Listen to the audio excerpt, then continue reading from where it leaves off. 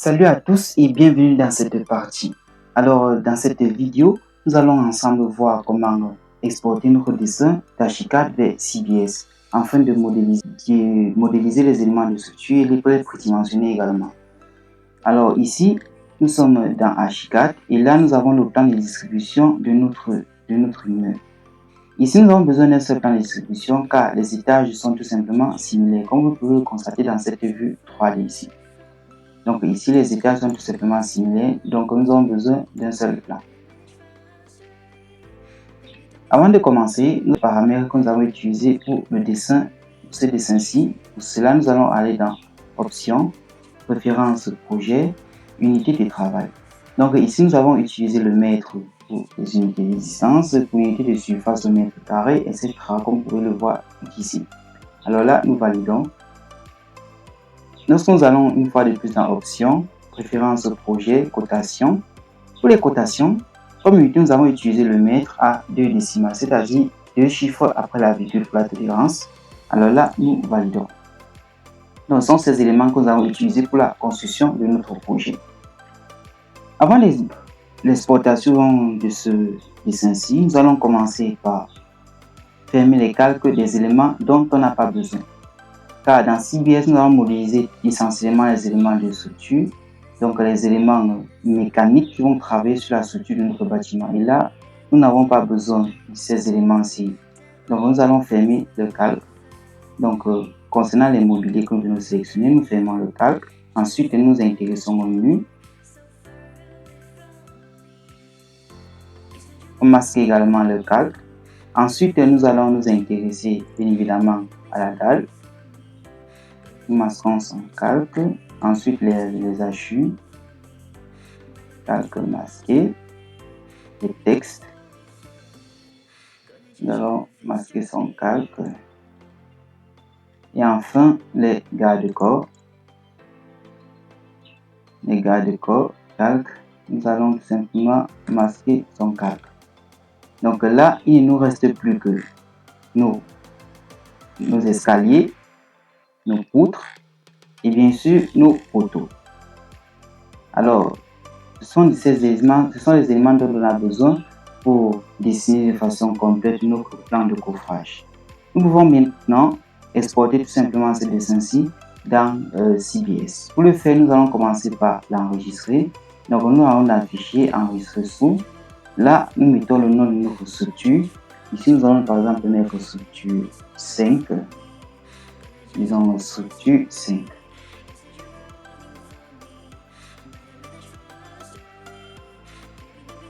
Donc là, on a structure 5. Ensuite, nous allons choisir l'emplacement de notre fichier. Ici, nous allons choisir le bureau.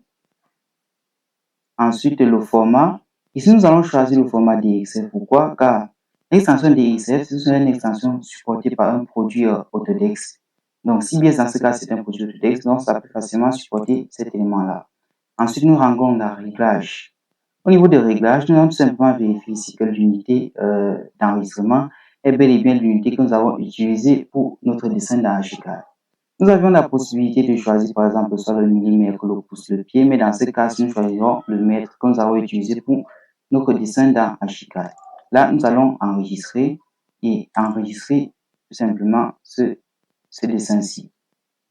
Maintenant, nous allons nous rendre dans CBS. Donc ici, nous sommes dans CBS. C'est ici que nous allons importer notre dessin que nous avons enregistré depuis Archicad. Avant d'y arriver, nous allons commencer par paramétrer notre dessin. Donc, outils, préférences. Ici, nous allons, comme langue, nous allons utiliser le français. Vous avez la possibilité ici de choisir soit l'anglais, soit l'espagnol. Donc, ça, c'est la langue d'utilisation de notre logiciel. Comme norme, la norme pour les éléments en béton armé, nous avons utilisé le BAE 91, mode.99. Pour le dimensionnement des semelles, nous avons utilisé également la norme française DT8 1312, comme vous pouvez le voir ici. Donc, bien sûr, vous avez la possibilité de changer ces normes en fonction de votre localité et des standards qu'on utilise dans ces localités-là. Donc là, vous avez une multitude de choix. Okay. Donc là, nous avons défini ces éléments par défaut. Au niveau des unités, donc les dimensions de la structure, nous avons utilisé le mètre. Nous avons ici la possibilité d'utiliser par exemple le centimètre, le feet et le inch, le mètre ou le millimètre. Dans ce cas, nous utilisons tout simplement le mètre. Pour la section, nous utilisons le centimètre pour la surface, mètre carré, volume, mètre cube, unité de masse, kilogramme, angle degré. Rappelez-vous, ce sont également exactement les mêmes paramétrages pour les mesures de masse et de distance que nous avons utilisés pour notre dessin dans Archicad. Donc ici, nous avons les éléments à 2 décimales, à 1 décimale, 2 décimales. Bon, ici, au niveau de la devise, lorsqu'on va vouloir faire les quantitatifs ou bien un devis, nous avons besoin de mettre une devise ici. Par défaut, c'est l'euro. Bon, moi, personnellement, je ne changerai pas ici, car ici, dans mon pays, nous utilisons actuellement le franc. Mais nous pouvons également convertir cet élément facilement de euro, passer d'euro en franc très facilement. Donc là, vous avez le choix entre les types de monnaie, entre plusieurs types de monnaie. Moi, dans ce cas, je conserve tout simplement l'euro. Lorsque nous arrivons dans les couleurs, au niveau des couleurs, pour les différents éléments de structure tels que les poutres, poteaux, dalles, semelles, etc., vous avez la possibilité de changer les couleurs, donc en vue 3D ou en vue 2D. Donc ici, en vue 3D, nous avons les couleurs pour chaque type. Vous avez la possibilité de les changer. Il suffit de cliquer, sélectionner vos couleurs et cliquer sur OK. Moi, dans ce cas-ci, je vais tout simplement garder ces couleurs par défaut. Au niveau des paramètres maintenant, ici, nous allons utiliser l'option calcul qui va nous permettre de faire nos calculs lors des descentes et des charges ou des redimensionnements. Maintenant, au niveau de la représentation de l'étage sur la vue architecturale, nous allons utiliser les appuis à plancher, les planchers à appui haut, mais les planchers à appui haut. Alors là, nous allons tout simplement valider ici. Maintenant, nous allons importer notre dessin dans CBS. Nous rentrons dans Fichier, nous allons dans Importer. Notre dessin se trouvait dans le bureau et c'était structure 5. Alors là, nous double-cliquons tout simplement, bien nous sélectionnons notre structure 5 et nous cliquons sur Ouvrir. Donc ici, vous voyez notre unité, c'est notre unité que nous allons utiliser pour la construction de notre dessin. Et là, on valide en cliquant sur OK.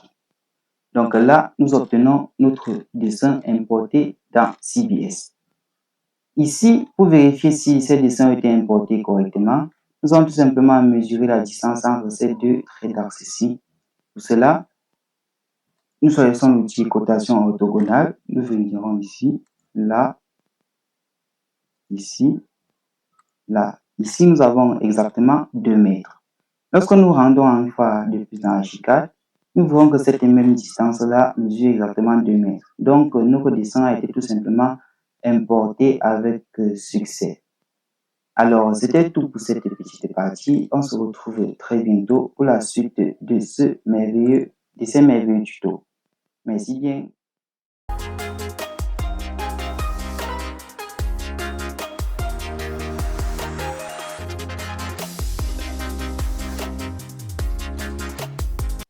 Salut et bienvenue dans cette nouvelle partie. Alors dans cette partie, nous allons dès à présent modéliser les différents éléments que nous avons importés dans CBS. Il s'agit ici des poteaux, des poutres, également de la modélisation ici des dalles. Alors dans ce cas, nous allons nous intéresser de façon spécifique tout simplement au R du chaussée. Dans notre RDC, avant d'y arriver, nous allons commencer par vérifier les paramètres de notre étage. Ici, nous avons étage, paramètres de notre étage. Là, nous voyons que la hauteur de notre étage est de 3,2 mètres. Ici, nous travaillons avec 3 mètres. Donc là, nous mettons tout simplement 3,00. En ce qui concerne notre étage, vu qu'ici nous sommes au rez-de-chaussée, nous pouvons tout simplement écrire RDC. Alors là, nous allons laisser ici le dimensionnement des éléments déployés. Nous allons utiliser le modèle standard ici. Et là, nous allons tout simplement approuver en cliquant sur OK. Donc, nous allons commencer donc par tracer les poteaux, bien par placer nos poteaux.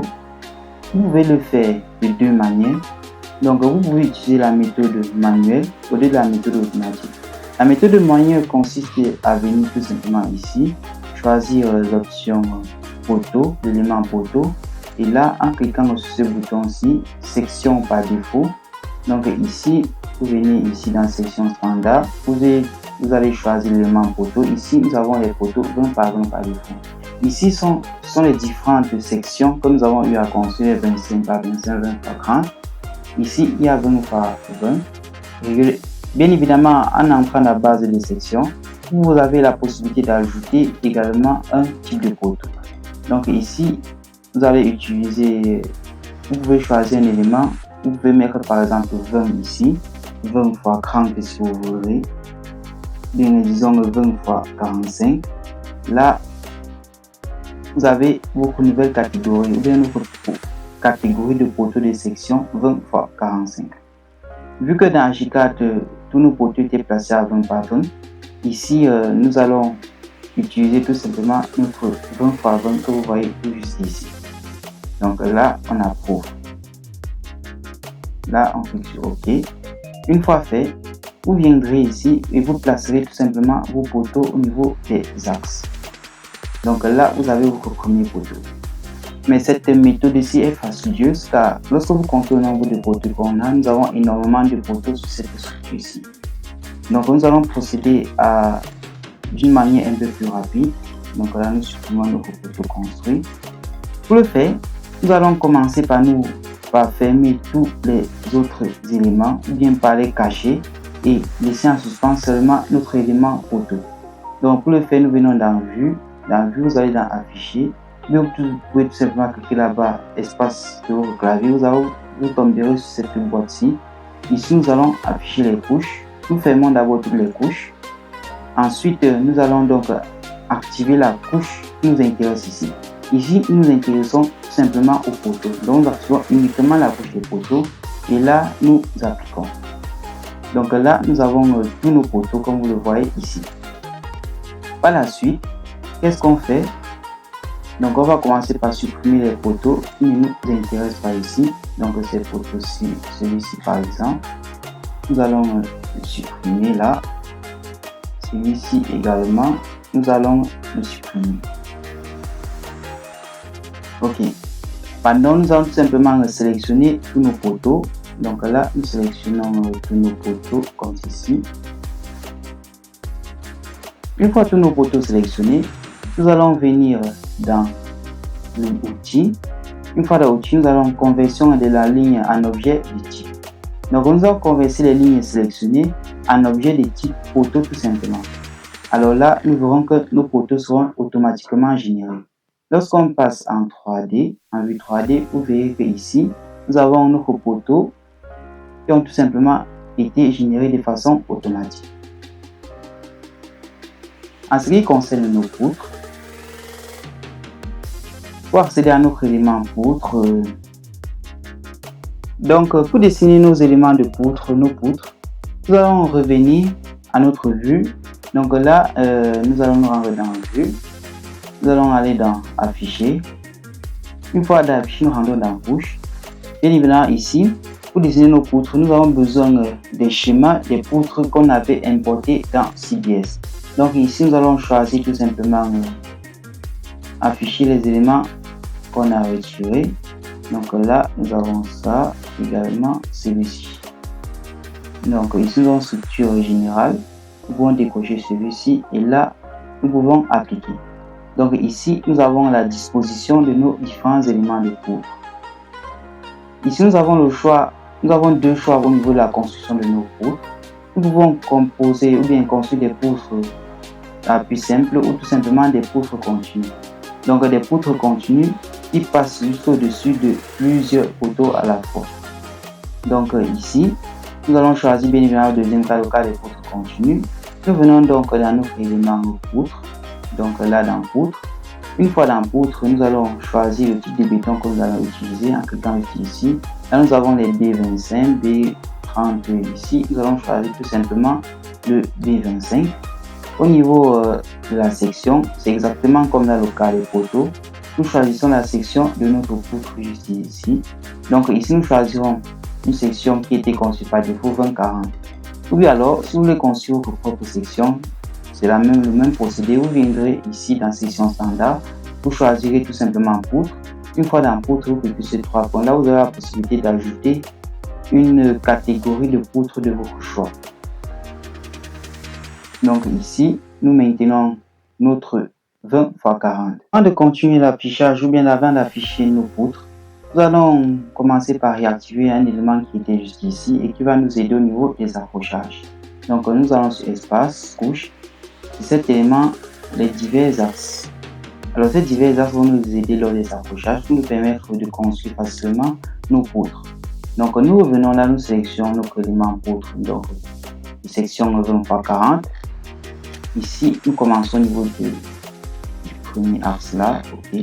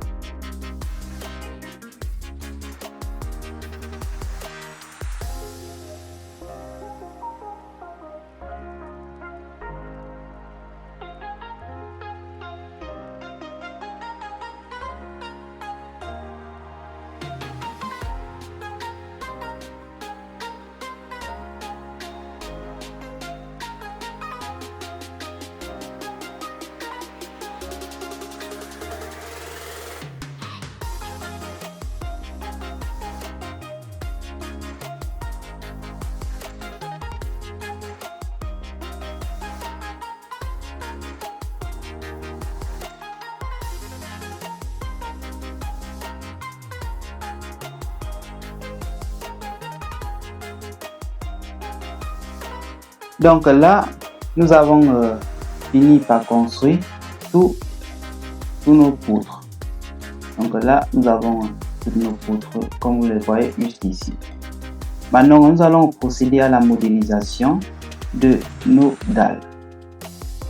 Alors, pour le faire, nous allons tout simplement venir juste ici, cliquer sur ce raccourci ici, donc pour accéder à notre élément dalle. Ici, nous avons l'épaisseur de la dalle dans sa variante 10, 15, 16, 20, 25. Avant d'y arriver, nous allons donc apporter quelques précisions dans ce cas-ci. Ici, Robot ne permet pas de dimensionner les dalles à corps creux. Or, dans notre cas, nous avons affaire à une dalle à corps creux de caractéristique 16 plus 4. Donc, nous avons 16 pour l'épaisseur des outils et 4 cm pour le recouvrement. Donc, nous allons trouver donc un équivalent de cette dalle de type 16 plus 4 de poids surfacique 2,85 kN par mètre carré en dalle pleine. Donc ici, vu que nous travaillons avec le B25, donc béton de caractéristique 25 kN par mètre cube comme poids volumique, nous allons tout simplement convertir cet élément-ci, ce 16 plus 4-ci, de sorte à obtenir un équivalent en dalle pleine. Donc EP ici représente l'épaisseur de la dalle pleine de même poids volumique que la dalle 16 plus 4. Donc ici, nous avons EP est égal à G de la dalle 16 plus 4 divisé tout simplement par la densité de notre béton. Donc dans ce cas, si nous avons affaire à 2,85 divisé par 25. Ici, l'épaisseur que nous allons utiliser donc dans CBS ici sera tout simplement une dalle d'épaisseur 11,4 cm. Donc rappelez-vous, si on travaille par exemple avec un béton de type B20 par exemple, donc ici nous devons tout simplement remplacer ce 25 par 20. Donc c'est la méthode de conversion qui va donc compter juste ici. Donc ici nous sommes dans CBS. Donc là nous avons choisi notre élément dalle. Donc ici nous avons une épaisseur de 15, 16, 20. Parmi ces choix, nous n'avons pas tout simplement une épaisseur qui nous convient. Donc ici nous allons nous rendre dans dalle. Ici nous avons sol, escalier, poteau, paroi, poutre. Ici nous avons dalle, ok. Alors là nous allons tout simplement ajouter une dalle de cette épaisseur là.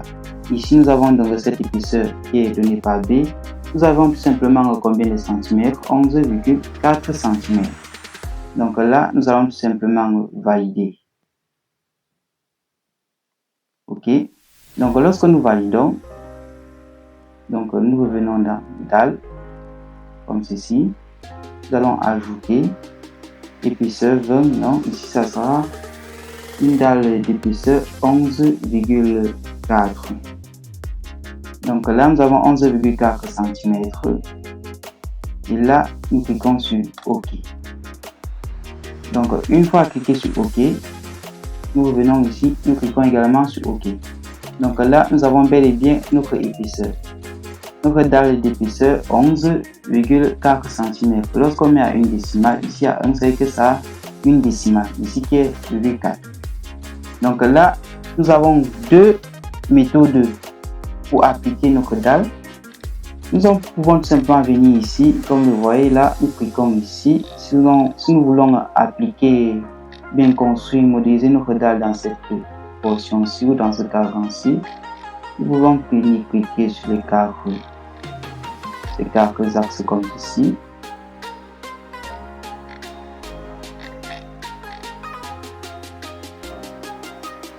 Alors là, nous avons construit notre dalle.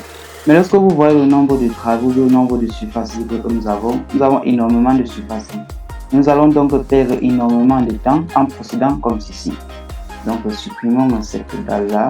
Là, nous allons tout simplement supprimer cette dalle là. Nous allons réactiver notre élément escalier là. Pour ne pas oublier ou ne pas mettre la dalle. Donc là, nous revenons, nous sélectionnons notre outil dalle. Et là, nous allons venir sélectionner ce petit plus-ci qui est tout simplement l'addition spéciale. Alors ici, ça va repérer automatiquement tous les cadrans dans lesquels nos dalles doivent être construites et les insérer automatiquement.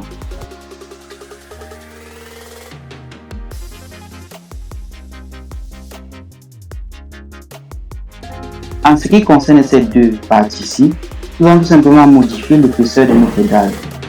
Car rappelez-vous, ici nous avons affaire à des balcons. Donc nous revenons à l'outil dalle. Nous revenons juste ici. Nous choisissons option dalle. Ici nous avons une dalle pleine d'épaisseur 10 cm. Donc nous choisissons par exemple ces 10 cm là. OK. Et nous reviendrons tout simplement compléter ici et ici. Maintenant, nous allons définir les sens de portée de nos dalles. Alors, les sens de portée de nos dalles, qu'est-ce que ça veut dire? Ça veut tout simplement dire que nous allons définir un sens d'orientation pour nos différentes nervures. Les nervures sont ici parallèles, bien sûr, à la face du côté le plus court. Pourquoi? Alors, plus la longueur des nervures, plus la longueur d'une barre de fer courte, plus les moments qui sont appliqués sont réduits. Donc, ce qui augmente donc la résistance de notre dalle. Lorsque nous prenons cette première portion-ci, ici, nous avons une longueur de 4 mètres. Mais lorsque nous venons côté juste ici en haut comme cela, donc là, nous cliquons ici. Et ensuite, nous cliquons ici. Donc là, nous avons une portée de 4,5 mètres. Rectangle qui est tout simplement couché.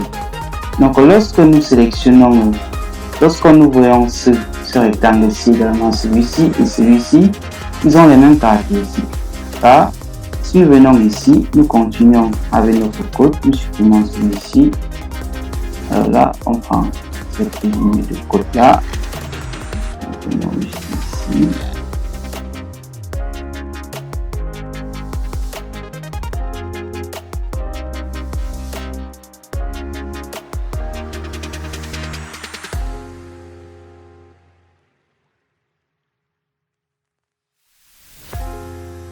Donc avec ceci, vous voyez que les différentes portions, les différentes faces de nos dalles qui sont juste ici, ou de nos rectangles ici, sont plus longues que ces 4 mètres ici.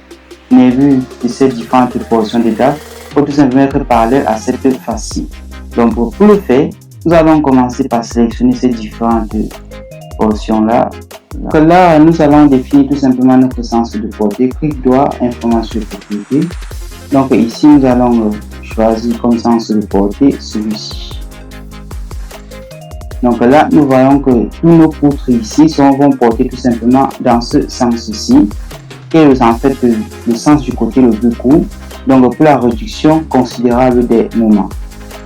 Par la suite, nous allons choisir maintenant les poutres restantes, donc cette poutre-ci, celle-ci et celle-ci également, ok, et celle-ci.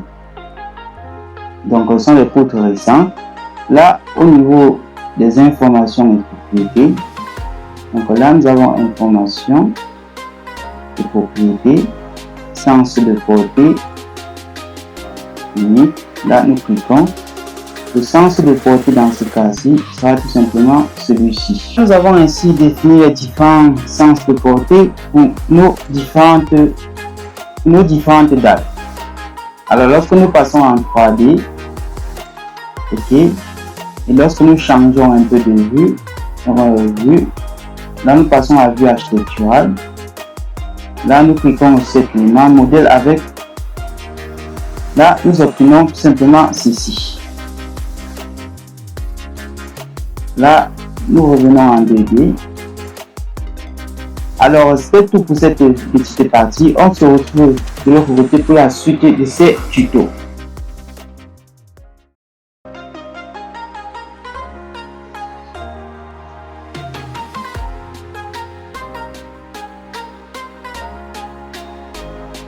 Bienvenue dans cette nouvelle partie.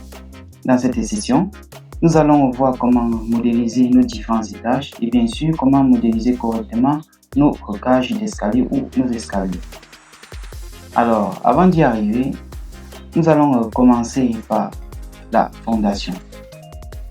Donc ici, nous nous trouvons au premier étage ou au rez-de-chaussée. Donc là, lorsque nous cliquons sur niveau ici, nous avons nommé ce niveau-ci RDC ou rez-de-chaussée.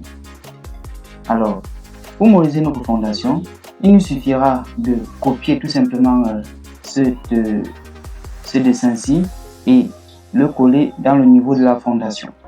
Donc nous viendrons tout simplement dans étage, copier. Nous allons copier de l'étage 0 de la fondation qui est tout simplement située au niveau -1. Donc là, nous validons. Alors ici, nous sommes actuellement au niveau -1. Alors, notre fondation ici est de profondeur 1,5 m. Donc, nous allons vérifier la hauteur de notre niveau. Ici, c'est fondation qui est bel et bien de profondeur 1,5 m. Alors là, nous validons. Bon, vu qu'au niveau de la fondation, ici, les poutres vont jouer le rôle de longueur. Alors, ici, nous allons commencer par supprimer ces panneaux de dalle-ci.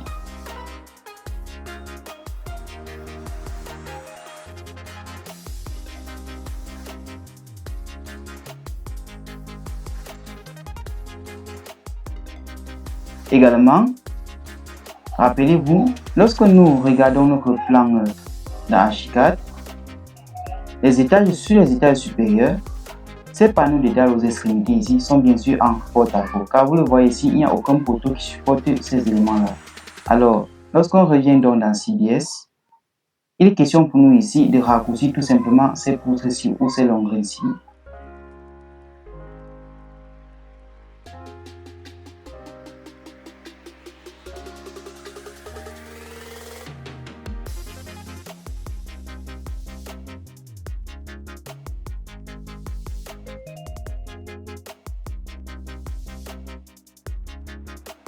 Nous venons ainsi de modéliser tout simplement notre fondation avec les poteaux et les longueurs de poutres associées. Donc lorsque nous passons en 3D pour une vue un peu plus correcte, donc voici ce que nous avons à ce niveau-ci. À présent, nous pouvons commencer la modélisation de nos escaliers. Comme vous le voyez ici, la modélisation ici se fait au rez-de-chaussée. Donc là, nous disposons de notre cave réservée à nos escaliers ici. Donc ici, nous avons côté, vous voyez que c'est de longueur 3 mètres et de largeur 2,55 m. Alors lorsqu'on vérifie à nouveau la hauteur de notre étage, nous verrons que notre étage, ou bien notre rez-de-chaussée, est de hauteur 3,2 m. Donc nous allons commencer par déterminer le nombre de contre-marches. Ici, nous disposons de 3,2 m de hauteur. Donc nous pouvons prendre 8 contre-marches qui est un diviseur entier de 3. Donc ici nous avons 3,2 divisé par 8. Là ça va nous donner tout simplement 4. Donc ici 4 ne peut pas aller. Donc nous allons prendre 16 contre-marches autant pour moi. Car nous avons pris 8. 8 c'était le nombre de contre-marches par volée. Donc au total nous avons 16. Sauf qu'on fait 3,2 divisé par 16 maintenant. Ça va nous donner 0,2. Donc notre contre-marche sera de hauteur 0,2 m, donc 20 cm. Et le nombre de marches ici nous allons prendre notre giron égal à 25 cm. Donc ici, le nombre, nous avons 16 contre-marches, donc par volet, nous aurons 8 contre-marches, donc 7 marches. Car rappelez-vous, le nombre de marches pour un escalier à volet droit est égal au nombre de contre-marches moins 1. Donc dans ce cas-ci, nous aurons 7 contre-marches par volet. Donc 7 contre-marches de giron respectif 25 cm. Donc ici, nous allons faire 7 fois 25 cm pour voir exactement la longueur de ligne de nos volets. Donc là, nous avons 175 cm qui est égal à 1,75 m. Nous pouvons à présent commencer la construction de notre escalier. Donc nous venons ici, nous sélectionnons l'outil escalier. Donc là, nous venons dans ces paramètres ici. Nous sélectionnons escalier. OK. Alors ici, nous avons escalier. Nous avons le nombre de... Donc ici, nous avons le nombre de contre-marches égal à 8, la hauteur de notre marche égale à 20 cm, le giron 25 cm et bien sûr la baie ici, nous aurons 10 cm, donc une dalle pleine d'épaisseur 10 cm dans ce cas-ci. Alors là, nous validons. Et là également, nous validons. Donc nous pouvons commencer à construire notre premier volet.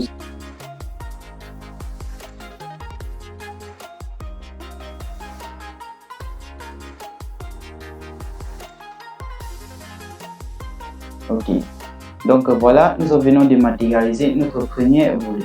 Nous allons passer à la construction de notre deuxième volet.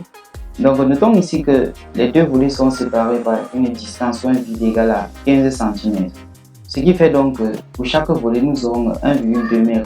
Nous allons prendre 1,75. Là, nous validons. Donc nous allons commencer ici. 1,75 allant vers le bas. Ici, nous avons 1,2. Et ensuite, nous allons monter jusqu'à 1,75 également. Et ensuite, nous irons tout simplement fermer ici. Ok. Là, nous avons un autre deuxième volet juste ici. Maintenant, nous allons d'abord construire notre palier de repos. Donc le reste d'espace que nous aurons ici sera notre palier de repos. Il sera tout simplement de longueur égale à 2,55 m et de largeur égale à 3 m moins 1,75 m. Donc dans ce cas-ci, nous aurons une largeur de 1,25 m. Donc pour construire notre palier, nous viendrons tout simplement sélectionner l'outil dalle. Donc un palier de 10 cm d'épaisseur.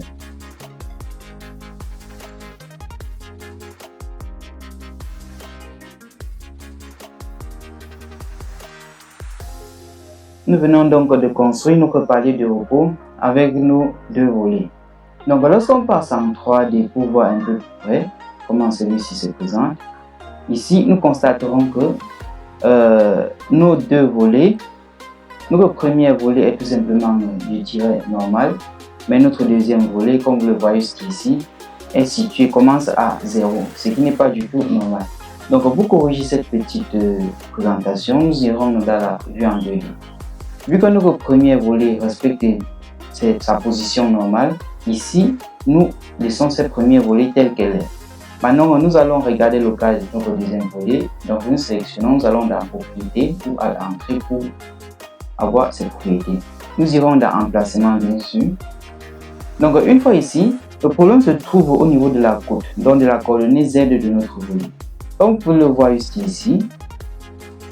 le voir ici, nous avons les 4 angles de notre volet. Nous avons 1, 2, 3 et 4. Donc, les angles 1 et 4 doivent avoir la même côte. Dans ce cas-ci, nous avons un ici qui se trouve à 0, 0, ce qui n'est pas bon, car ça doit commencer exactement au milieu de ce niveau-ci. Donc ici, nous avons 3,2 divisé par 2 va donner 1,6.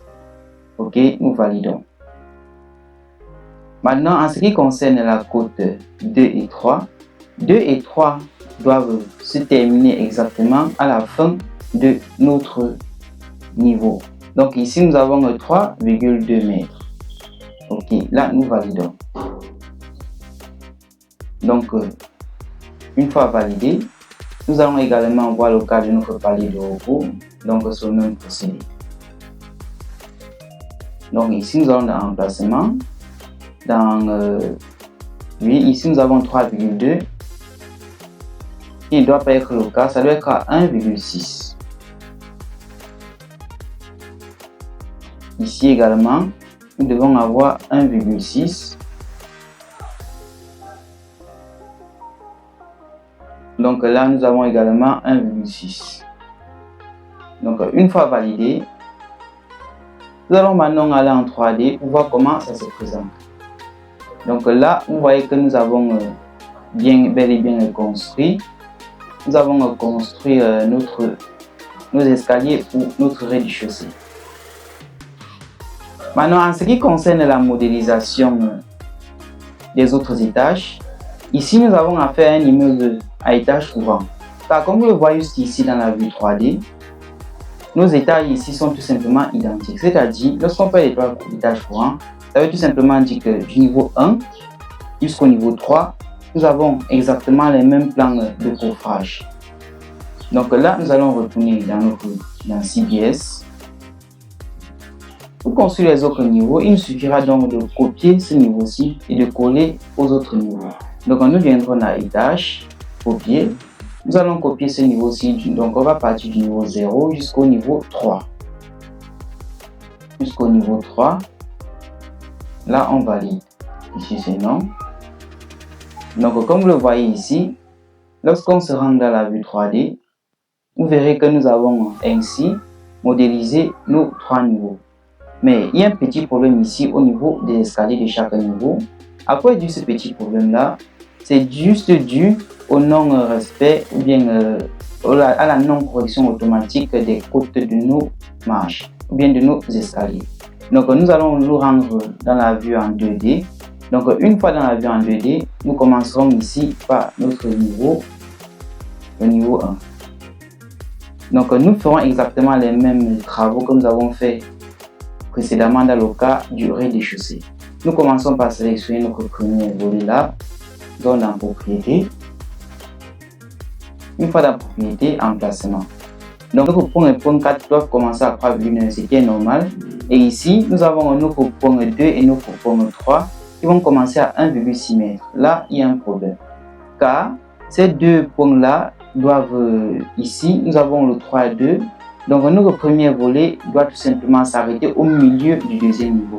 Donc, 3,2 m plus 3,2 m divisé par 2, qui est égal à 3,2 m plus 1,6 m. Donc, 3,2 m plus 1,6 m, ça va nous donner 4,8 m au lieu de 1,6 m. Donc, ici, nous remplaçons ce 1,6 par 4,8.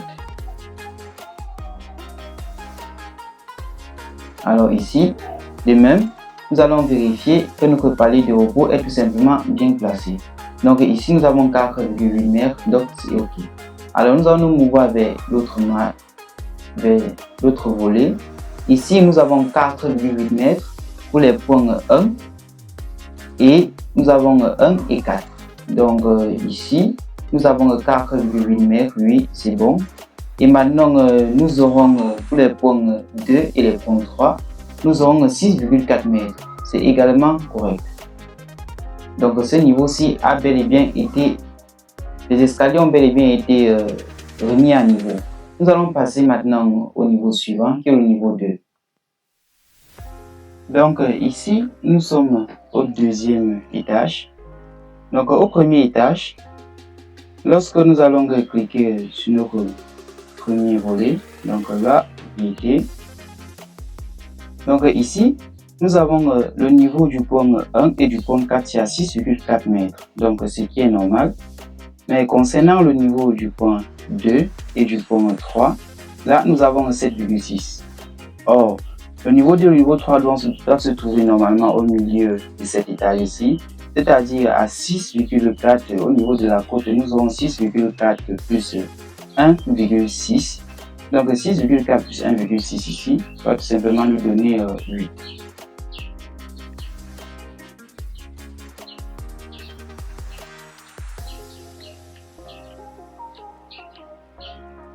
Donc là, nous avons 8. Ok. Donc ici, nous avons 8 mètres. Donc là, nous en profitons pour régler aussi le palier de repos. Là, lorsque nous affichons propriété, ça doit également se trouver à 8 mètres. Donc là, nous avons 8 mètres. Ici également, nous avons 8 mètres.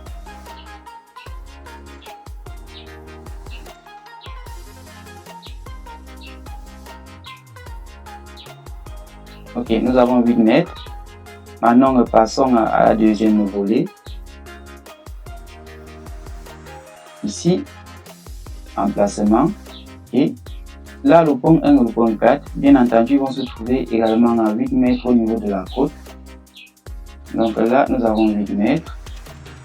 Le pont 2 et le pont 3 vont se trouver tout simplement à 3,2. Vu que nous sommes au niveau de la côte, dans la partie supérieure de notre deuxième étage, nous aurons ici 3,2 fois 3. Donc lorsque vous faites 3,2 fois 3, vous obtenez 9,6. Donc ici, c'est tout simplement bien placé. Nous allons maintenant nous mouvoir vers le niveau supérieur, c'est-à-dire le niveau 3. Donc maintenant, nous sommes au niveau 3. Ici, au niveau 3, nous avons tout simplement supprimé les escaliers. Pourquoi? Parce qu'ici, nous avons notre dernier niveau. Mais nous pouvons bien évidemment replacer ces escaliers-là au cas où nous voudrions construire par exemple un cubicle ou un petit château d'eau juste au-dessus de cet immeuble-ci. Donc ici, nous allons donc d'abord laisser cette partie comme telle qu'elle est. Alors, lorsque nous passons en vue, donc là nous allons lancer le calcul de la structure entière d'abord. Donc calcul de la structure entière. Calculer. Ok. Maintenant, voilà en 3D. Donc en 3D, voici ce qu'on obtient. Comme vous le voyez ici, les semelles ont été automatiquement générées. Pourquoi est-ce que les semelles sont automatiquement générées? C'est sous l'effet du poids propre du bâtiment. Car dans CBS, le poids propre du bâtiment est tenu compte lors des calculs par défaut.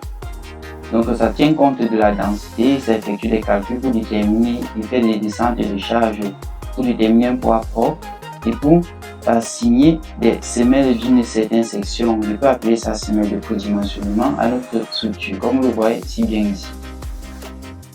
Alors, c'était tout pour cette petite partie. On se retrouve de l'autre côté pour la suite de ces tutos.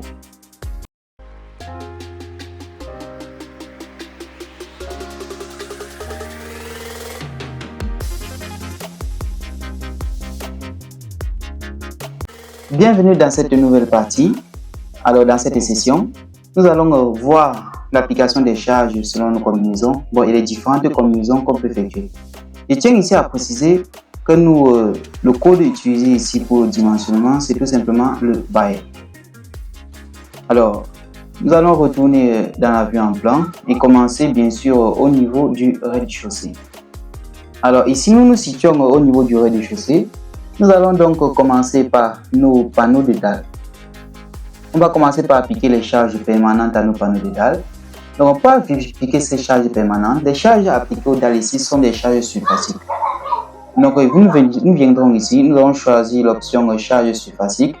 Une fois dans charge surfacique, nous allons donc choisir, ou bien nous allons donc mettre l'intensité de la charge surfacique que nous désirons appliquer à nos panneaux de dalles. Ici, ça c'est un immeuble à usage d'habitation. Donc dans ce fichier Word-ci, nous avons des charges permanentes que nous sommes censés y appliquer. Donc là, nous avons charge permanente sur plancher, donc pour nos dalles. Ici, nous avons une charge avec le poids du plancher exclu de 3,25 kN par mètre carré. Alors, lorsque nous retournons dans CBS, nous viendrons tout simplement ici et nous allons placer 3,27 kPa. Donc le kilopascal ici, c'est tout simplement le kilonewton par mètre carré. Donc nous viendrons tout simplement appliquer cette charge-là à nos panneaux de dalles.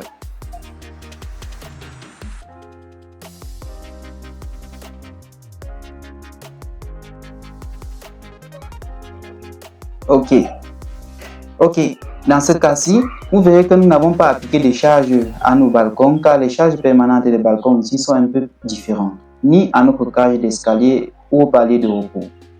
Donc maintenant, nous allons appliquer les charges permanentes aux balcons et aux escaliers.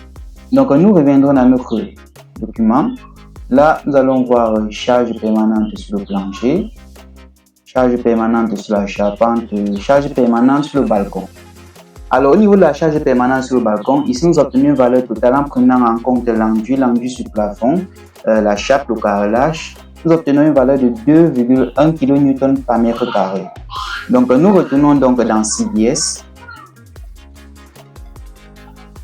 Nous viendrons ici. Au niveau des charges permanentes, nous avions une valeur de 2,1 kN par mètre carré qui est égale à 2,1 kPa. Donc là, nous appliquons tout simplement ça à notre balcon. Maintenant, en ce qui concerne les escaliers, nous allons revenir dans notre document ici. Nous allons voir charge permanente sur l'escalier. Ici, nous avons 2,1 kN par mètre carré également. Donc là, nous maintenons notre valeur ici et nous appliquons ça également aux escaliers comme ceci. Ok. Donc nous venons d'appliquer nos charges au premier niveau, nos charges permanentes. Alors passons maintenant au deuxième niveau. Nous sommes au niveau 1. Donc ici, nous sélectionnons charge surfacique. Ici, nous avions la valeur de 3,27 sur le plancher et 2,1 sur le balcon et les escaliers. Donc nous reviendrons ici. Nous revenons ici. Nous appliquons d'abord ces charges ici sur le balcon, les deux balcons ainsi que les escaliers. Ensuite, nous allons tout simplement modifier ici. On va passer de 2,1 à 3,27 pour les charges permanentes appliquées à la dalle.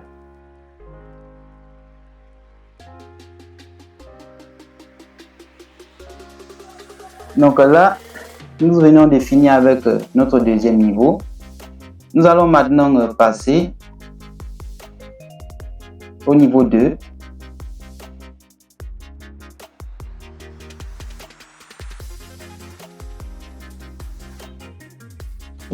Et maintenant, nous modifions tout simplement son intensité de 3,27 à 2,1 pour l'appliquer ensuite à notre balcon ainsi qu'à nos escaliers.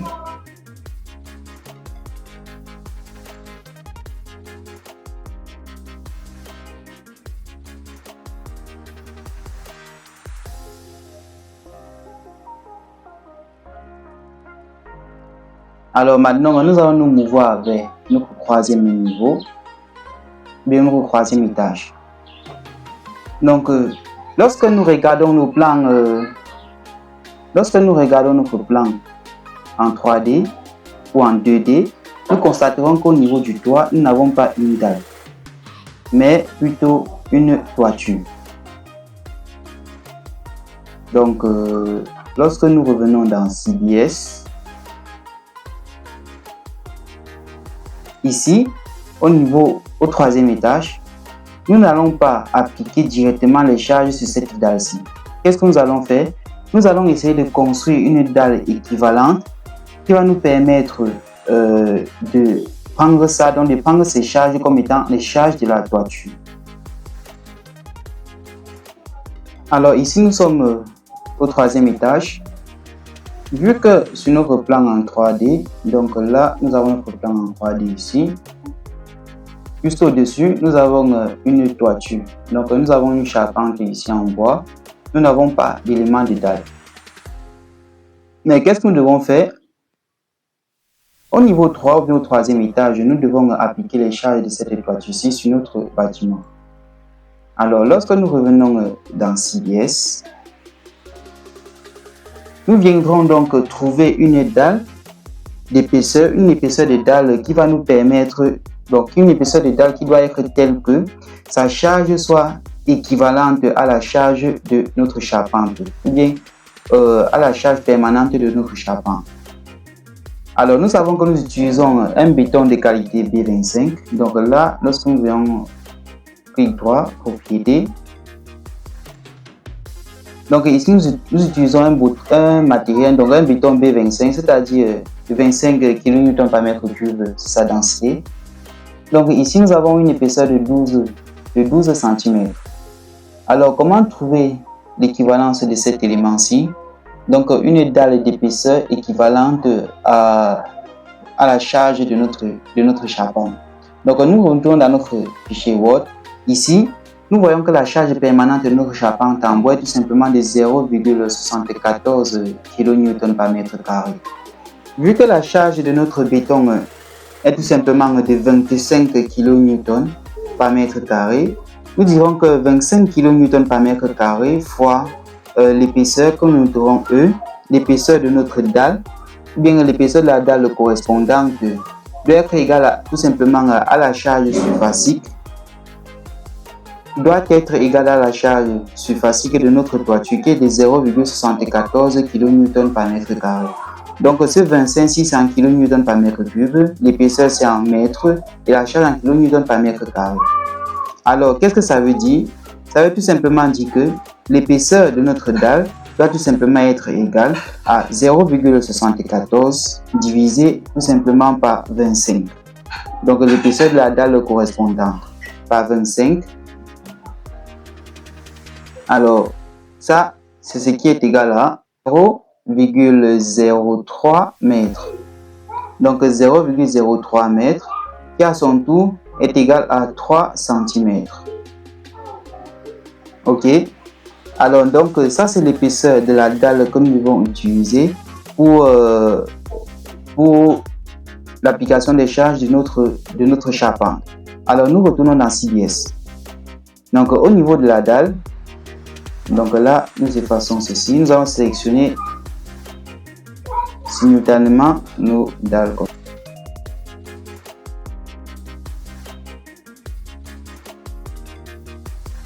Alors, clic droit, propriété. Donc, nous verrons ici, nous avons que c'est B25 d'épaisseur 15. Donc, ici, nous allons ajouter une autre épaisseur. Donc, là, nous avons un caractéristique résultat. Ici, nous cliquons juste ici, ajouter. Alors, nous allons ajouter une épaisseur de 3 cm. Donc, là, nous mettons 3 cm et nous validons. OK. Donc ici, nos dalles sont tous passées de 12 cm à 3 cm d'épaisseur.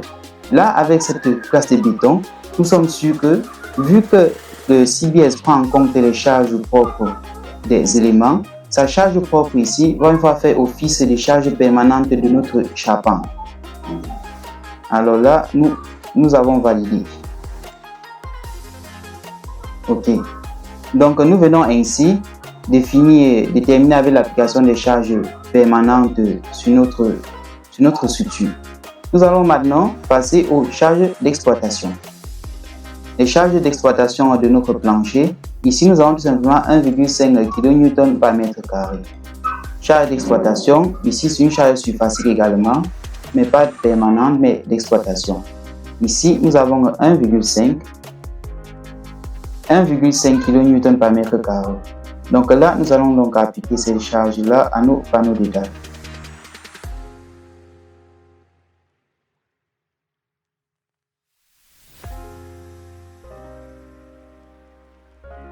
Donc maintenant, nous allons aller regarder les charges d'exploitation au niveau des balcons. Donc nous revenons dans CBS. Ici, nous appliquons ça au balcon. En ce qui concerne les escaliers, comme vous l'aurez vu précédemment, les charges d'exploitation au niveau des escaliers a tout simplement une valeur de 2,5 et 2,5. Alors là, nous appliquons ça juste ici et là. Donc nous venons ainsi d'appliquer les charges d'exploitation sur notre premier niveau. Nous allons faire donc de même pour le reste.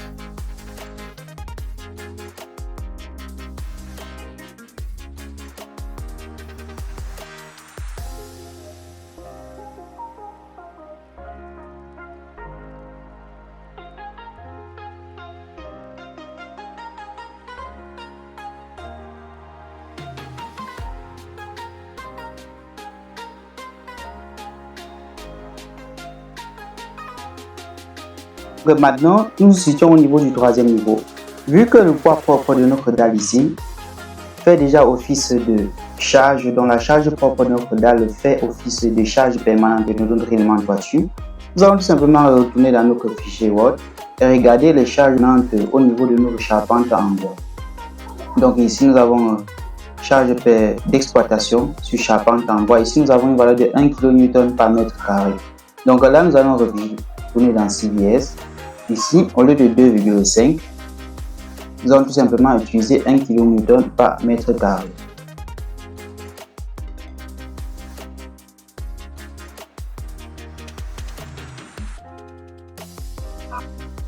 Donc maintenant, nous avons fini avec l'application des charges permanentes et d'exploitation sur nos dalles. Nous allons maintenant procéder à l'application des charges sur nos poutres. Donc ici, nous avons supposé que dans le pire des cas, sur chacune de nos poutres se trouve tout simplement un mur. Alors ici, il n'y a que la charge d'exploitation, la charge permanente de ces murs-là qui seront appliquées à nos éléments de dalle. Car la surface supérieure des dalles étant très négligeable par rapport à la longueur, nous supposons qu'ici nous avons affaire à des charges linéaires. C'est-à-dire que nous ne pouvons pas placer des objets directement sur les dalles, car il y aura des murs bien évidemment. Alors nous allons revenir ici dans charge. Donc nous allons d'abord aller jusqu'à la fondation. Donc cette fois-ci, nous allons appliquer ces charges jusqu'aux longueurs. Car de ces murs-là peut bien sûr commencer à être montés sur les longueurs et ainsi de suite. Charge permanente sur poutre. Nous avons le choix, soit nous pouvons avoir des murs en agro de 20 cm sur nos poutres, soit des murs de 15 cm ou de 10 cm. Dans ce cas-ci, nous utiliserons des murs de 15 cm, ce qui fait donc que la charge sera tout simplement surfacique de 2 kN par mètre carré. Alors, pour obtenir l'équivalence en charge linéaire, il nous suffira de faire cette charge surfacique-ci multipliée par la hauteur de nos murs. Rappelez-vous, dans chacun de nos niveaux, nous avons utilisé des poutres nous avons utilisé une hauteur de 3,2. Donc ici, nous viendrons seulement prendre par abus 6,4 kN par mètre. Donc là, c'est en kN par mètre. Donc ça, c'est la charge linéaire que nous allons appliquer à chacune de nos dalles, de nos poutres, autant pour moi. Donc lorsque nous revenons dans CBS et que nous choisissons comme charge linéaire, alors ici, nous n'aurons pas de charge d'exploitation, mais charge permanente. Cette valeur, elle est tout simplement égale à 6,4. Donc 6,4 kN par mètre carré. Donc on va l'appliquer tout simplement sur nos différentes poutres.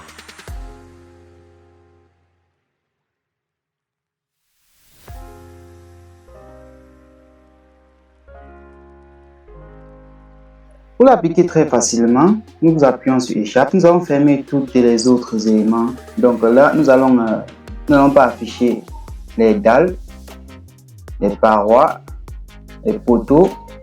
Donc ici, nous n'allons afficher que les poutres. Donc semelles filantes isolées, escalier, cloison, fenêtre, porte, etc. Donc là, nous appliquons. Et nous revenons ici, notre charge linéaire. Nous allons continuer donc à l'affecter à nos différentes poutres.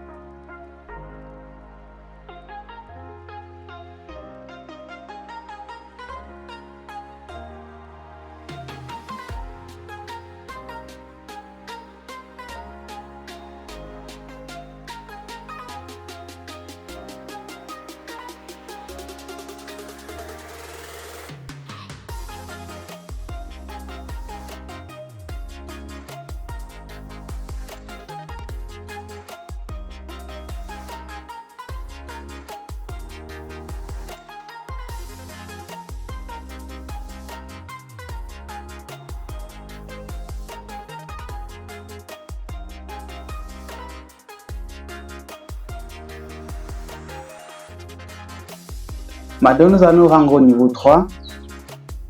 Au niveau 3, nous n'appliquerons pas de charge sur nos poutres, car ici nous avons affaire déjà à la toiture. Donc il n'est pas logique qu'on vienne dessus construire par exemple des murs. Vu que nous avons à présent terminé avec l'application de nos charges, nous allons donc passer à la combinaison des différentes charges. Donc pour le faire, nous nous rendons tout simplement dans charge, combinaison. Donc ici nous avons les différentes combinaisons qu'on peut avoir. Nous avons le code que nous utilisons juste ici en haut, donc nous utilisons le byte 91. Donc juste en bas, nous avons différents états de combinaison de notre structure. Nous avons la combinaison à l'état limite et à l'état de service et une autre combinaison également. Donc ici, concernant la combinaison à l'état limite et ultime, lorsque vous voulez ajouter une nouvelle combinaison, nous cliquez tout simplement sur nouvelle et là, vous entrez juste les paramètres là. Car rappelez-vous, à l'état limite et ultime, les coefficients de notre combinaison sont tout simplement 1,35 et 1,5 pour les charges permanentes et les charges d'exploitation. Alors, lorsque nous retournons dans CBS, vous pouvez également faire de même au niveau de l'état limite de service. Vous pouvez tout simplement cliquer sur nouvelle combinaison si vous en avez besoin et là, nous appliquer tout simplement les différents éléments. Donc ici, nous avons le coefficient 1,1,1 à l'état limite de service, bien sûr. Donc là, nous avons 1 pour G et 1 pour Q. Donc, une fois fait, vous validez juste. OK. Maintenant, nous allons lancer notre calcul en structure entière. Donc, calcul structure entière. Là, tous les éléments ont été bien cochés. Là, nous lançons le calcul. Là, on nous demande si on veut supprimer les combinaisons existantes. Ici, nous dirons oui.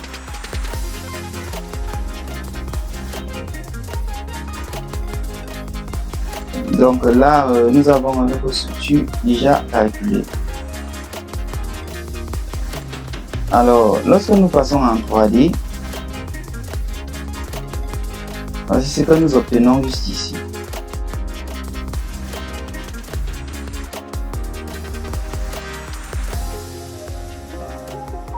Lorsque nous revenons dans charge et que nous allons dans combinaison, alors vous verrez que nos charges ici ont tout simplement diminué. Pourquoi est-ce qu'on nous demandait si on veut supprimer les combinaisons récentes? Car si vous ne supprimez pas les combinaisons récentes, alors vous allez venir utiliser ou bien tout simplement appliquer à nouveau cette combinaison sur les combinaisons de charges qui étaient existantes. Donc vous n'avez fait que surcharger votre structure. Alors c'était tout pour cette petite partie. On se retrouve de l'autre côté pour la suite de ces vidéos.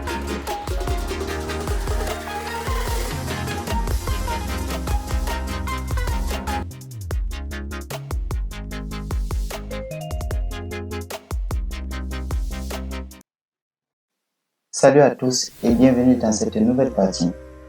À présent que nous avons appliqué toutes les charges à notre structure, nous allons donc passer à cette rubrique qui concerne le calcul de la structure et bien sûr le prédimensionnement de nos différents éléments de structure. Alors ici, nous avons notre structure déjà modélisée avec les charges permanentes et les charges d'exploitation qui sont appliquées. En ce qui concerne le calcul de notre structure, le calcul de la structure ici consiste tout simplement à évaluer les charges qui sont supportées par la structure. Les charges ici correspondent bien sûr aux charges d'exploitation, aux charges propres de la structure et aux charges permanentes. Donc en fonction de cette charge-là, le logiciel va donc étudier notre structure et regarder s'il y a des points de discordance ou pas.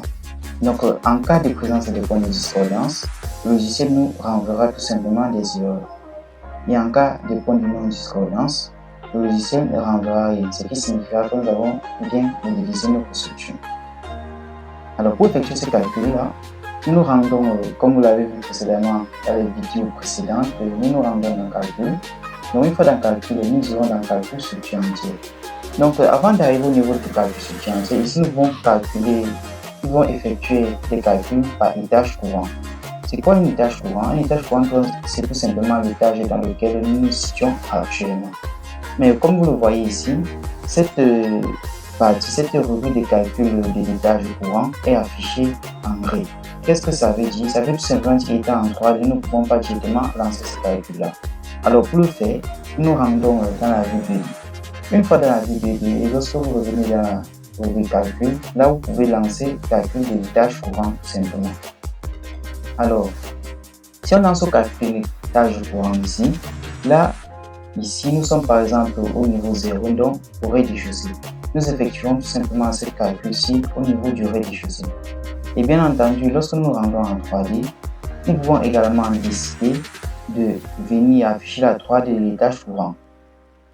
Alors là, nous pourrons bien entendu effectuer maintenant le calcul de cette tâche courante-là.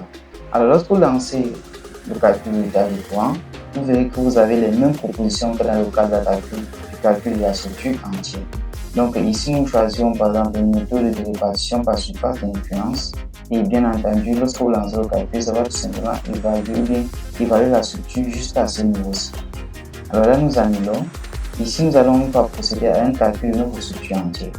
Donc là, nous retournons dans la vue complète en 3D.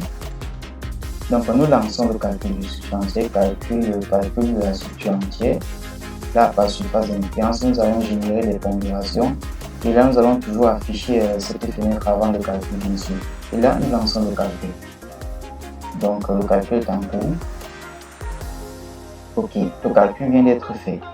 Alors pour voir les résultats de notre calcul, nous nous rendons tout simplement dans le calcul. Une fois dans le calcul, nous allons afficher les résultats. Donc là, nous pouvons donc voir les différents résultats concernant notre structure. Donc ici, nous pouvons afficher les différents moments qui sont appliqués ou bien la répartition des moments sur nos différents panneaux de dates. Donc là, vous verrez que nous avons la répartition de nos moments de nos forces sur nos panneaux de dates. Rappelez-vous, dans les vidéos précédentes, nous avons vu comment déterminer le sens du placement des nervures. Donc les nervures sont placées de sorte à distribuer les charges suivant le côté le plus court de chaque panneau de dates pour ainsi réduire l'intensité des moments. Car plus le moment est réduit, plus notre structure est résistante et sur le plan esthétique est présentable. Donc comme vous le voyez ici, si nous prenons par exemple ce panneau-ci, les charges sont tout simplement réparties suivant ce côté-ci. Et bien entendu, ici, nous avons la même catégorie, ici également. Donc ici, ça va changer. La surface, le côté au bout, tout simplement, ici, les charges sont réparties suivant le sens de ce côté-là. Donc bien entendu, ici, nous pouvons également. Donc ici, nous avons les charges qui sont appliquées au niveau des poteaux. Donc vous pouvez les voir juste ici.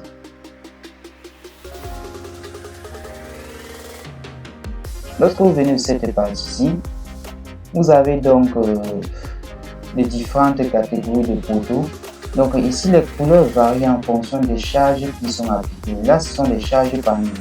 Nous pouvons également nous mouvoir vers les charges cumulées. Quelle est la différence entre les deux? Le premier bouton que vous voyez ici nous montre les charges qu'un niveau à lui seul applique, par exemple, à un poteau. Or que les charges cumulées nous montrent les charges qui sont appliquées à un poteau selon nous montre les charges que tous les niveaux supérieurs à un poteau appliquent sur ce poteau-là. Donc, bien entendu, ici, nous pouvons également afficher les légendes de prendre cela un peu plus clair. Donc, vous avez la légende de nos charges ici, lorsque nous sommes en mode charge cumulée. Et bien entendu, nous avons l'affichage des centres de masse, centres de tension et bien d'autres encore. Donc là, pour ces différents centres-là, si nous décochons par exemple le centre de tension, là, il ne nous reste plus que les centres de masse. Donc là, vous avez les différents centres de masse de niveau. Donc là, vous avez les différents centres de masse de niveau ici. Bien entendu, ici, les résultats sont affichés à l'ELU+, donc à l'état limite ultime. Donc nous choisissons cet état-là pour le dimensionnement. Car ça montre la structure, ça nous permet de dimensionner, comme son nom l'indique, nos structures à son état limite maximale. Donc ici, lorsque nous décochons celui-ci, nous pouvons également avoir accès aux différents moments et bien évidemment aux efforts tranchants. Alors quel est l'intérêt de connaître ces efforts tranchants là pour notre structure? L'intérêt de connaître les efforts tranchants et bien sûr le centre de gravité de notre structure, ça nous permet tout simplement de vérifier la stabilité de notre structure, plus précisément la stabilité au poinçonnement, c'est-à-dire de voir si le sol sur lequel nous situons notre structure peut tout simplement résister à la charge de notre structure. Donc, pour vérifier s'il n'y aura pas de tassement, quoi. Alors, lorsque nous avons donc vérifié tous ces éléments-ci, nous pouvons donc cliquer sur appliquer. Donc, lorsque nous appliquons, nous avons ainsi effectué le calcul de notre structure entière. Et vu que nous n'avons pas obtenu d'erreur, donc pour vérifier si vous n'avez pas obtenu d'erreur ou bien pour vérifier le résultat, vous irez tout simplement dans l'outil. Une fois dans l'outil, vous irez dans rapport. Donc au niveau des rapports, vous avez différents types de résultats. Donc s'il y avait un problème au niveau des avertissements, si nous avions obtenu des avertissements lors de notre calcul de structure entière, vous verrez tout simplement des avertissements effectués lorsque vous cliquez sur ce bouton. Si nous avions des erreurs, vous verrez tout simplement des erreurs. Et bien sûr, si on a vu des modifications entre-temps, bien des informations ou autres, vous verrez tout simplement ça dans la partie information. Alors, maintenant que nous avons fini avec notre calcul de la structure, nous allons maintenant procéder au prédimensionnage de quelques différents éléments de structure ici. Donc dans ce cas-ci, nous allons beaucoup nous intéresser aux poutres et aux poteaux. Donc en ce qui concerne les semelles légales, le procédé sera tout simplement le même. Donc ici, commencer à prédimensionner nos poteaux ou bien nos poutres. Nous allons d'abord commencer par sélectionner toutes les poutres. Donc pour le faire, nous rendons tout simplement dans édition. Une fois dans édition, nous allons dans critères de sélection. Critères de sélection, nous allons choisir tout simplement cette option-ci. Donc sélection suivant le filtre des objets. Et là, nous choisissons tout simplement les poutres. Donc poutres. Et là, nous lançons la sélection. Nous avons ainsi sélectionné toutes les poutres de notre structure. Donc pour lancer le prédimensionnement de ces éléments-là, nous allons nous rendre tout simplement dans calcul. Donc le prédimensionnement ici est tout simplement un dimensionnement estimatif. Donc nous allons dimensionner les éléments en béton armé. Ici nous avons le choix, soit nous allons procéder à un dimensionnement estimatif, un dimensionnement théorique ou un dimensionnement réel. Donc le dimensionnement réel ici, c'est celui-là que nous allons faire dans Robot Structure Analysis plus tard. Dans ce cas, nous allons procéder à un dimensionnement estimatif, car ici nous sommes dans la rubrique de prédimensionnement. Là en bas, nous allons cocher la case de l'élément de notre souhaite effectuer le prédimensionnement. Dans ce cas-ci, il s'agit des poutres et non des poteaux. Et là, nous allons bien entendu cocher la case prendre en compte la sélection. Mais vu que nous avons sélectionné toutes les poutres de notre structure, nous pouvons également décocher cette case-ci et naturellement toutes les poutres seront prises en charge. Mais lorsque nous cochons, si nous avons sélectionné par exemple deux poutres uniques de notre structure, alors lorsque nous cochons la case de prendre en compte la sélection, uniquement ces deux poutres sélectionnées seraient donc prises en compte lors de notre prédimensionnement. Avant de lancer le calcul, nous allons donc procéder à un petit paramétrage. Donc là, nous allons choisir l'outil poutre. Donc là, nous choisissons poutre. Ici, nous avons deux thèmes. Nous avons critères d'optimisation et comme deuxième thème, nous avons acide d'armature. Nous allons commencer par le critère d'optimisation. En ce qui concerne les critères d'optimisation, nous avons le pas de changement des dimensions lorsque nous itérons ou bien lorsque le logiciel itère sur les différentes dimensions qu'il peut choisir. Donc ici, le pas, ici on a choisi 0,05 m simplement. Donc et là, en ce qui concerne la hauteur de la section de notre poutre, ici nous avons deux valeurs. Nous avons la valeur inférieure et la valeur supérieure de notre intervalle de choix. Donc ici, la valeur inférieure, c'est celle-là qu'on note H-min et la valeur supérieure, c'est celle-là qu'on note H-max. Et dans le cas de B, dans le deuxième côté de la section de notre poutre, nous avons également deux valeurs. Donc la valeur min qui est B-min et la valeur max qui est B-max. Ils sont tout simplement les frontières de notre intervalle de choix. Bien entendu, en cochant et en décochant sur ces cases-là, vous avez la possibilité de fixer ces valeurs-là ou bien vous avez la possibilité de laisser cette valeur-là variable. Donc de laisser le soin au logiciel de venir lui-même choisir les dimensions dans votre intervalle que vous avez donné afin de les affecter à votre élément de structure. Dans ce cas-ci, nous allons fixer la hauteur à 0,4 dans notre cas. Donc là, nous décochons d'abord la partie H fixée et nous revenons ici.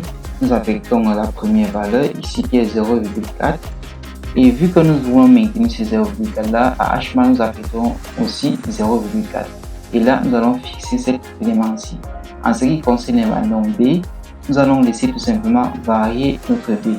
Donc B ici va varier, disons que nous pouvons faire varier B de 0,2 à 0 à B masqué 0,25 ou 0,3. Ok. Maintenant, juste en bas, nous avons l'écran statique d'acier. Ici, c'est donné en pourcentage.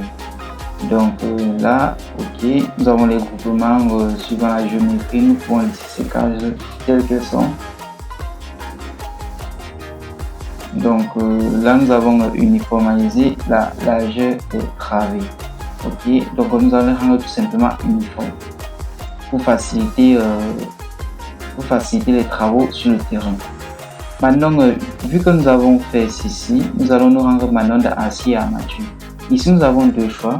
Comme premier choix, nous avons le choix des armatures longitudinales. Ici, nous allons utiliser un HA500, donc haute adhérence 500. Et en ce qui concerne les armatures transversales, ici, nous avons la possibilité de choisir entre les HA500, HA400, les RL230, RL215. Dans notre cas, nous allons choisir les ronds, donc les RL235. Alors là, maintenant, nous allons tout simplement cliquer sur OK, valider. Et là, nous allons venir ici et cliquer aussi sur calculer. Donc lorsque nous cliquons sur calculer, là vous verrez, nous avons les calculs qui vont s'effectuer ici. Ok, là nous avons nos poutres qui sont en train d'être calculées. Ok.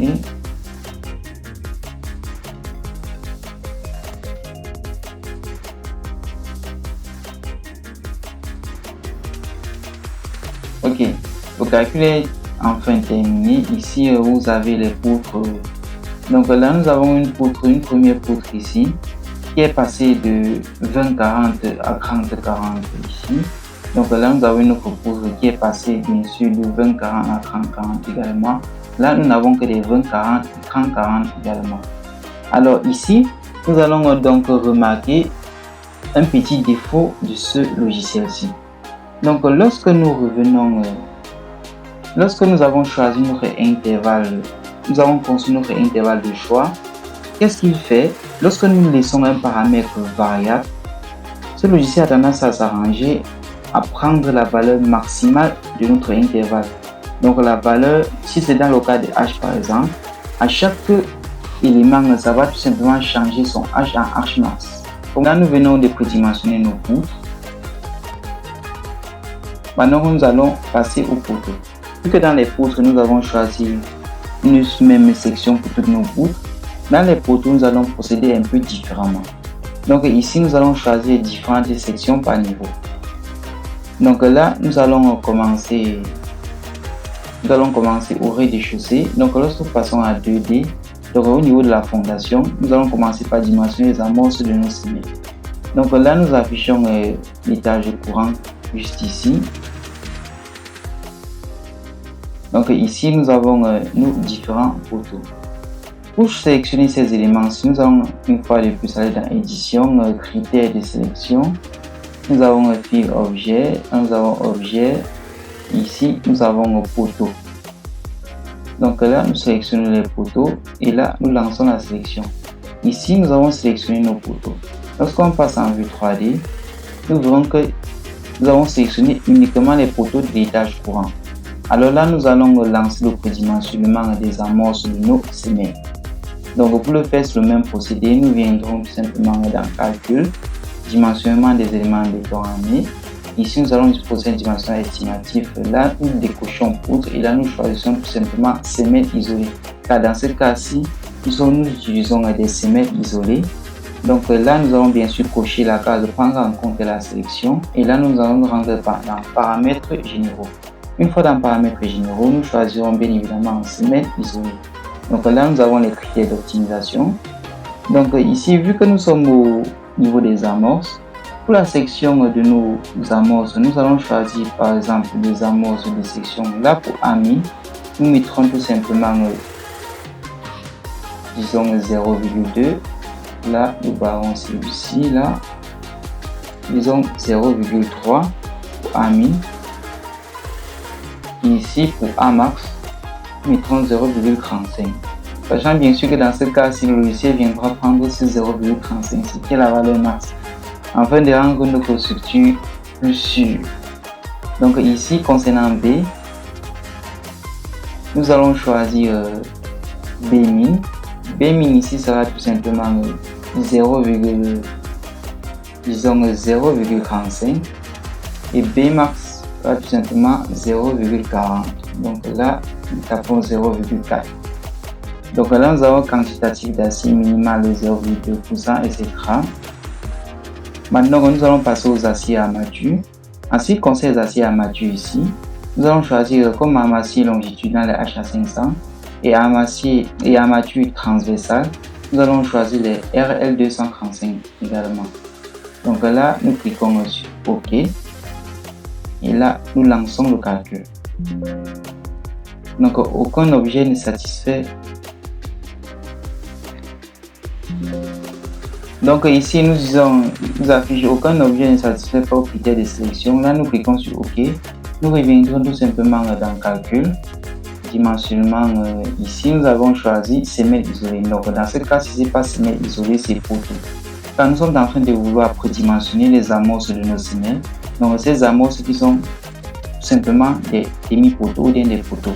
Donc là, nous allons aller dans paramètres généraux une fois de plus, vérifier nos éléments. Là, nous nous rendons dans poteau, critères d'optimisation. Ici, nous avons H fixé, donc nous avons 0,45 de ce côté-ci, donc 0,3.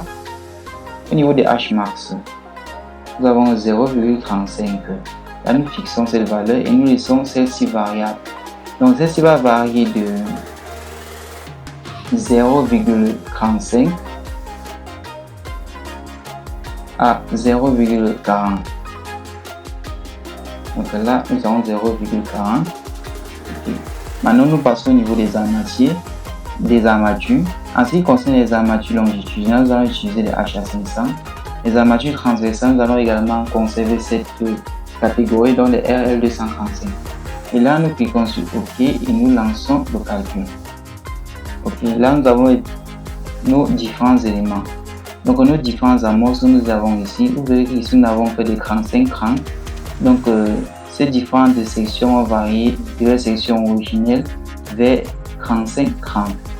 Donc, bien entendu, comme on s'attendait, le logiciel a choisi les valeurs maximales.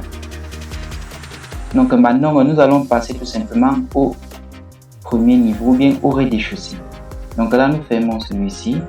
Nous allons donc cocher ici pour décocher, pour désélectionner tous ces éléments-là. Nous nous rendons à présent au niveau des tâches courantes. Là, nous allons choisir ici. Donc, pour sélectionner les poteaux à ce niveau-ci, c'est le même procédé, édition, critères de sélection. Critères de sélection, là, ok, nous sélectionnons quoi? Les poteaux. Donc là, une fois de plus, nous allons sélectionner le poteau au rez-de-chaussée. Donc là, c'est la même logique. Dimensionnement des éléments en béton armé. Là, on prend en compte la sélection, conservons nos poteaux, paramètres généraux. Donc là, nous cliquons sur poteau, critères d'optimisation. Ici, pour HMI, donc pour H, nous allons tout simplement quitter. Nous allons prendre les poteaux de section H égale 20 cm. Donc là, nous conservons 20 cm à ce niveau-ci. En ce qui concerne B, nous allons faire varier B de tout simplement de 0,25. Donc là, 0,25 à 0,30. À 0,30. En ce qui concerne les armatures, nous conserverons ces paramètres ici. Là, nous cliquons sur OK et nous lançons le calcul. Donc là, nous avons nos différents poteaux ici de 25 à 25. Donc là, vous verrez que ça varie tout simplement de 25 vers 25. Les différents éléments juste ici. Maintenant, nous allons nous mouvoir du côté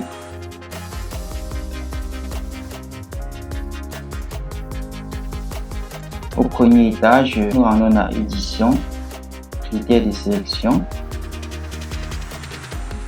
Ok, photo. Là, nous sélectionnons nos photos et là, nous rendons dans calcul, option de calcul, donc le dimensionnement des éléments, un dimensionnement estimatif. Donc là, nous avons un paramètre généraux, photo, critères d'optimisation. Donc ici, nous allons tout simplement garder les mêmes critères d'optimisation, c'est-à-dire 0,20 x 0,20. Et là, pour BMI, nous allons choisir 0,25 x 0,25. Alors, tout à l'heure, nous avons constaté que nos photos affichaient des sections de 25 centimes x 25 centimes. Alors, pourquoi cela? Rappelez-vous, nous avons fixé la valeur de H min à 20 et nous avons fait varier celui de B à 0,25. Alors ici, la valeur minimale de B est de 0,25. Pourtant, vu que nous avons fixé H min à 20 au max et au min, ça veut dire que sa valeur maximale ici c'est 0,20, qui égale encore sa valeur minimale. Mais ce 0,20 est inférieur à ce 0,25. Donc par défaut, le logiciel viendra donc prendre la valeur maximale ici et l'imposer tout simplement à H, bien que nous ayons fixé la valeur de H. Et ces valeurs-là sont supposées être égales, dû au fait que nous avons ce coefficient-ci. Nous avons choisi B sur H comme étant égal à 1. Si nous avons choisi par exemple B sur H ici, égal par exemple à 0,7. Donc si nous choisissons B sur H égale à 0,7, là nous gardons exactement ces mêmes critères et nous modifions tout simplement ces nouveaux éléments-là. Donc là nous cliquons sur OK et nous lançons notre calcul. Donc lorsque nous regardons ici, vous verrez que les dimensions ont changé. Là nous avons affaire à de 25 x 36 au lieu de 25 x 25 comme précédemment. Donc nous allons maintenant nous mouvoir vers le niveau suivant. Là nous sommes au deuxième étage.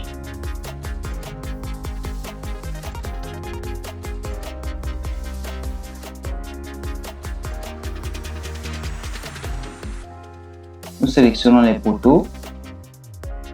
Nous allons conserver les mêmes critères et lancer tout simplement notre calcul. Donc,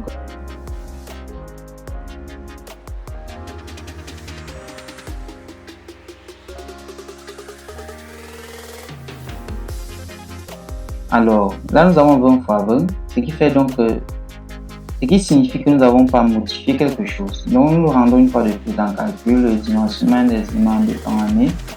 Là, paramètres généraux, photo, critères d'optimisation. Ici, nous avons B sur H égale à 0,7.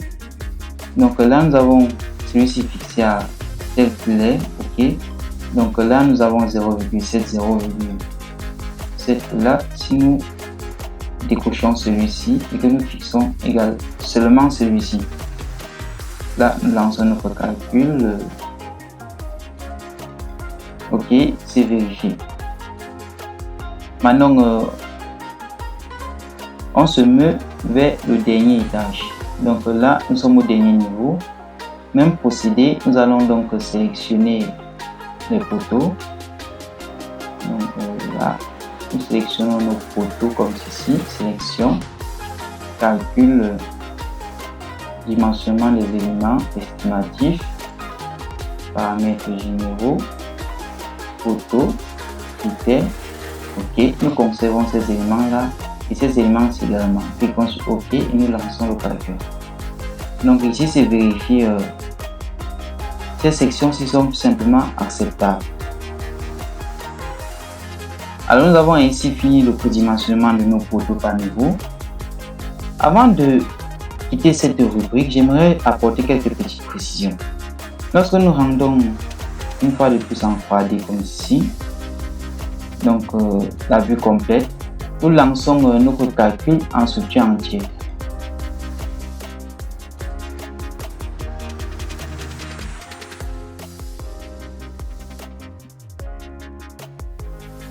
Donc une fois notre calcul terminé, nous irons tout simplement, donc là nous allons élargir cette vue-ci.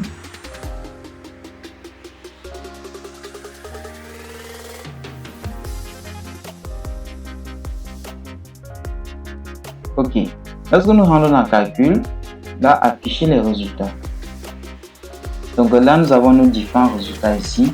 Ce qui nous intéresse aussi, c'est la charge cumulée. Donc là, nous avons nos différentes charges cumulées avec la légende ici. Une petite astuce voudrait que, au lieu de dimensionner tous les poteaux, par exemple, de notre structure, nous pouvons tout simplement venir au niveau de la légende, sélectionner le poteau le plus chargé, le poteau moyennement chargé et le poteau le moins chargé. Donc là, nous allons dimensionner tout simplement ces trois éléments-là. Lorsque nous allons commencer avec le dimensionnement, au niveau du prédimensionnement, vous pouvez également dimensionner uniquement ces trois poteaux. Donc, avec ces trois poteaux-là, vous pourrez donc affecter leur section aux autres poteaux, selon qu'ils soient dans la rubrique des poteaux les plus chargés ou dans la rubrique des poteaux moyennement chargés ou dans la rubrique des poteaux faiblement chargés. Et c'est exactement la même chose aux semelles, car au niveau des semelles, une semelle est plus chargée si et seulement si son poteau est plus chargé. Lorsqu'on se réfère au schéma mécanique du transfert des forces dans la structure, les forces ici se transmettent tout simplement des dalles aux poutres, des poutres aux poteaux et des poteaux aux semelles. Donc si un poteau est très chargé, alors forcément sa semelle va recevoir plus de charge. Donc dans ce cas-ci, vous pouvez par exemple venir au niveau de la légende, choisir un poteau qui a cette couleur-ci. C'est le cas de ce poteau-ci par exemple. Donc lorsque vous choisissez ce poteau-là, vous allez affecter sa section au poteau ayant les couleurs suivantes jusqu'à la couleur qui précède le jaune ou bien cette couleur orangée. Donc maintenant, vous allez choisir le poteau orangé et vous allez affecter sa section aux différents poteaux jusqu'au poteau possédant la couleur jaune. Ensuite, vous allez choisir le dernier poteau qui est tout simplement celui qui est ici en bleu. Donc là, vous allez dimensionner ce poteau-là et affecter les dimensions de sa section à tous les autres poteaux ayant les couleurs juste en dessous. C'était tout pour cette petite vidéo. On se retrouve très bientôt pour la suite de cette aventure.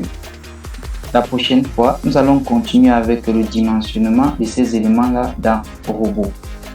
Donc là, nous verrons comment dimensionner tous ces poteaux-là, dimensionner toute cette semelle et bien sûr optimiser sur le résultat. On se retrouve très bientôt pour la suite de ce tuto. D'ici là, portez-vous super bien.